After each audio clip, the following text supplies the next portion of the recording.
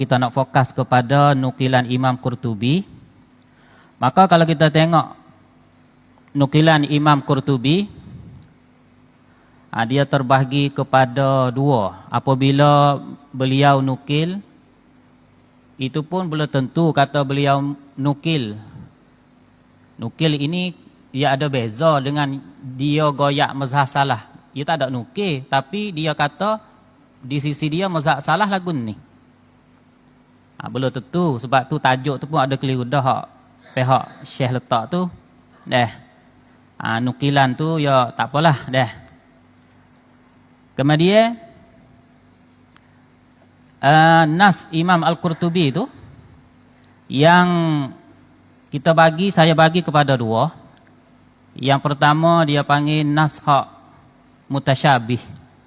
Nas mutasyabih ni iaitu zahir dia tu dia panggil ada keliru. Dia panggil nas mutasyabih lah. Dan iaitu nah mana? Nah yang pihak Dr. Wan Syukri telah duk bahas tadi.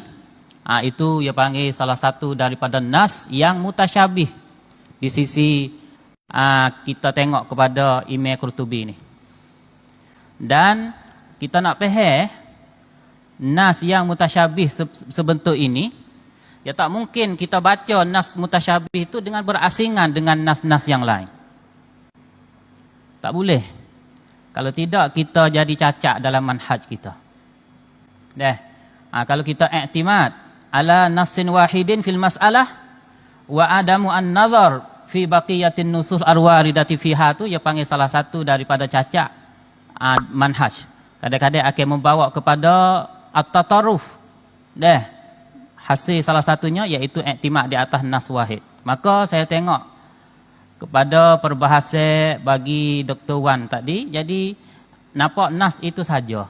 Nukilan-nukilan yang dia buat hak lain itu iaitu bukan kalam Al-Qurtubi dak. Maksudnya dia tidak himpun.